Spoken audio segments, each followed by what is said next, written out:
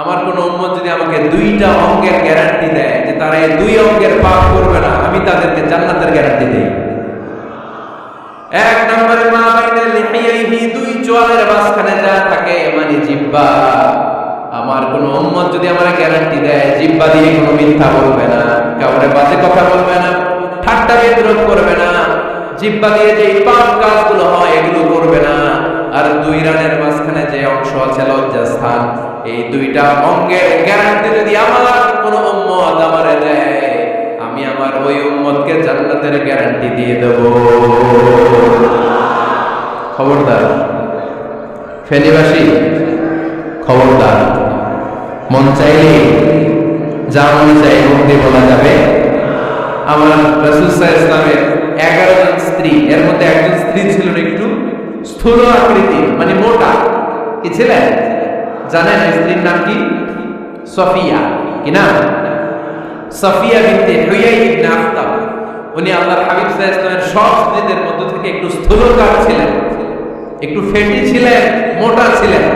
আম্মা জান আয়েশা একবার ওনার প্রতি রেগে আল্লাহ রাসূল সাল্লাল্লাহু আলাইহি ওয়াসাল্লামের কাছে বিচার দিলেন যে আপনার মুটকি বউ।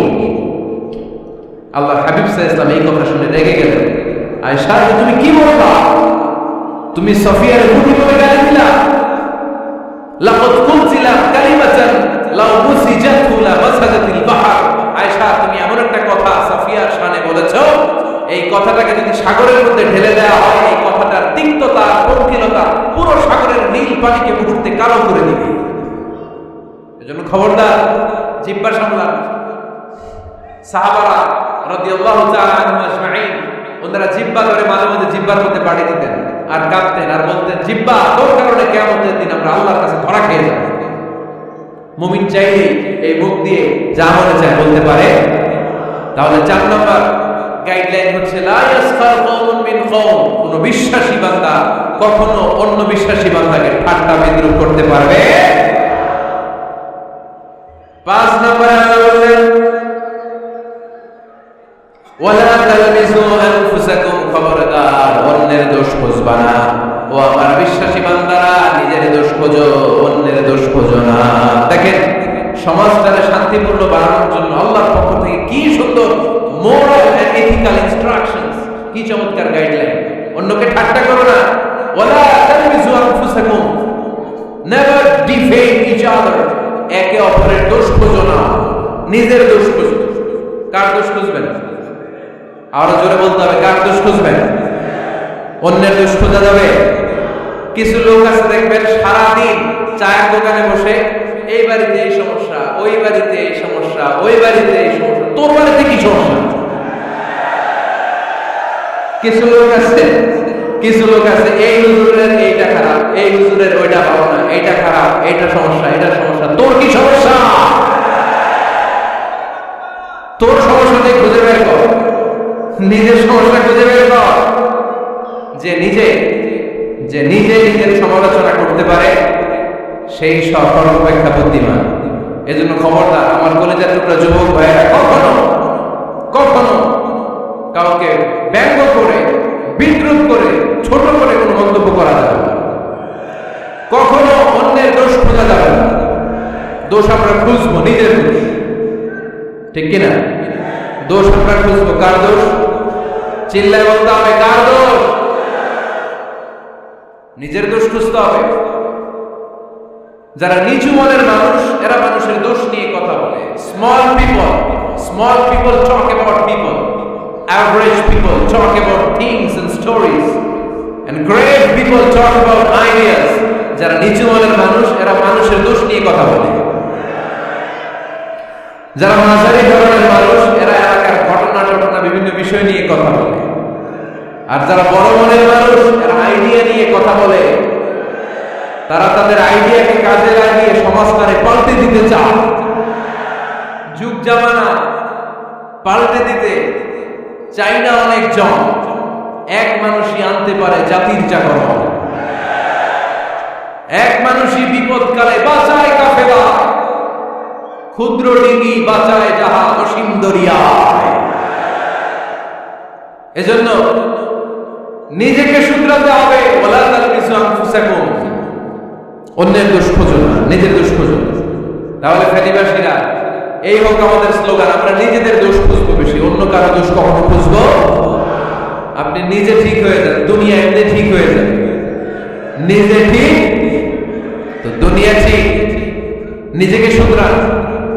অন্যের দোষ দেখে তো আমার লাভ নাই, ও কি করছে এটা ও জবাব দিবে। আমি কি করেছি আল্লাহর সুপ্রিম কোর্টের কাজ করার সেদিন আমাকে জবাব দিতে হবে। চিল্লায় বলো ঠিক কিনা? এজন্য অন্যের দোষ যেন আমরা না খুঁজি, নিজেকে যেন পরিবর্তন করি। পরিবর্তন করতে রাজি আছে তো সবাই? পরিবর্তনের অগ্রনায়ক হতে রাজি আছে তো সবাই? সিদ্ধান্ত নিতে হবে, শক্ত সিদ্ধান্ত। দাঁড়াতে হবে, সৈনিকের মতো দাঁড়াতে হবে, ঠিক কিনা? আধারে ভয় পেও না, আলো আছে আড়ালে, অন্ধকার পালিয়ে যাবে তুমি উঠে দাঁড়ালে। নিজেকে দাঁড়াতে হবে, নিজের সাথে নিজের শক্ত বোঝাপড়া করতে হবে। অন্যের দোষ খোঁজার সময় আমাদের হয়েছিল এখন, ঠিক কিনা? দোষ খোঁজা যাবে না, নিজের দোষ নিজের আমরা খুঁজবো। তাহলে ফেনীর ভাইরা, অন্যের দোষ খুঁজবো না, নিজের দোষ খোঁজা যাবে? যাবে যাবে? ক্লান্ত হয়ে গেছেন? কষ্ট হচ্ছে? তারপরে 7 নম্বরে আল্লাহ বললেন, ওয়ালা তানাবাজু বিল আলকাব, ওয়ালা তানাবাজু বিল আলকাব। এই ছেলেরাই, আমি এখনই উঠে যাব, বিদায় নিচ্ছি, বসো। বসেন ভাই, বসেন। এগুলো অনেক জরুরি কথা, মনোযোগ দিয়ে শুনেন। ওয়ালা তানাবাজু বিল আলকাব, মানুষকে মন্দ নামে ডেকো না। অনেকের নাম চেঞ্জ করে ডাকি, আছে না নাই? না, আমার কলেজের টুকরা ফেনীর ভাইয়েরা, আজ থেকে কখনো কারো নাম চেঞ্জ করে আমরা ডাকবো না। যে নামে তাকে ডাকলে সে খুশি, আমরা ওই নামে ডাকবো, পারবো তো? কারণ প্রত্যেকের নামটা প্রত্যেকের কাছে বড্ড দামি, প্রত্যেকের নামটা প্রত্যেকের কাছে বড্ড প্রিয়। আপনার নাম কি?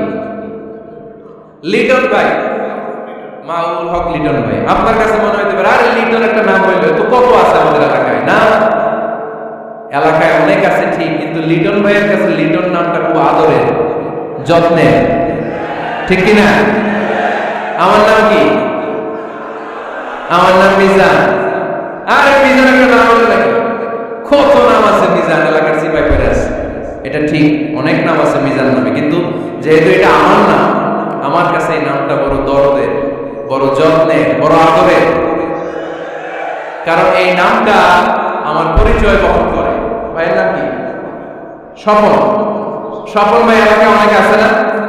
তো সিম্পল একটা নাম, কিন্তু না, স্বপন মিয়াজি ভাইয়ের কাছে এটা সিম্পল না, এই নামটা ওনার কাছে বড় যত্নের। মানুষ তার নাম খুব পছন্দ করে নিজের নামের। কারণ দেখবেন কাগজ আর কলম পাইলে সবাই নিজের নাম লেখে, খালি নিজের নামের সিগনেচার দেয়, আসে না নাই? এরপরে দেখবেন যে কক্সবাজারে গেলে সাগরের তীরে বালু পাইলেই বালুর মধ্যে নিজের নাম লেখে, আবার ওই নামের পাশে লাভ আঁকে, আসে না নাই? আমি অনেক দেখেছি, সাগর পারে গেলেই মানুষের মন উথাল পাতাল করে। তো সাগরের বালিতে নিজের নামটা বড় করে লেখে, চারদিক দিয়ে লাভ, মানে এই নামটারে আমি লাভ করি। এটা প্রমাণ করে প্রত্যেকে নিজের নামটারে বড্ড বেশি ভালোবাসে, ঠিক কিনা? এজন্য ফেনীর সোনার টুকরারা, খবরদার বন্ধুরা, নিজেরা যেন একে অপরকে এমন নামে না ডাকি যে নাম শুনলে সে কষ্ট পায়। আজ থেকে কোনো বাজে নামে কাউরে ডাকা যাবে? আব্বা আম্মা আদর করে কত সুন্দর নাম রেখেছে, আবু বকর, ওরে সবাই ডাকে বকইরা, কপাল পোড়া। আব্বা আম্মা নাম রেখেছে আবু ওয়াক্কাস, ওরে ডাকে আকেচা। কত সুন্দর নাম, আমার আল্লাহর নামের সাথে মিলিয়ে আব্দুল কুদ্দুস নাম রেখেছে, ওরে ডাকে কুদ্দুজ্জা। আছে না নাই? কবিরা গুনাহ করেছেন আপনি, কবিরা গুনাহ। It's not a simple did, এটা সাধারণ কোনো ব্যাপার নয়, এটা সবগুলো কবিরা গুনাহ। কোনোদিন কাউকে ঠাট্টা বিদ্রুপ করে কিছু বলবো না, কখনো অন্যের দোষ বুঝবো না, কারো নাম বিকৃত করে কোনোদিন কারো মনে কষ্ট দিব না, ঠিক কিনা? এরপর 8 নম্বরে আল্লাহ বললেন, ইয়া আইয়ুহাল্লাযীনা আমানু ইজতানিবু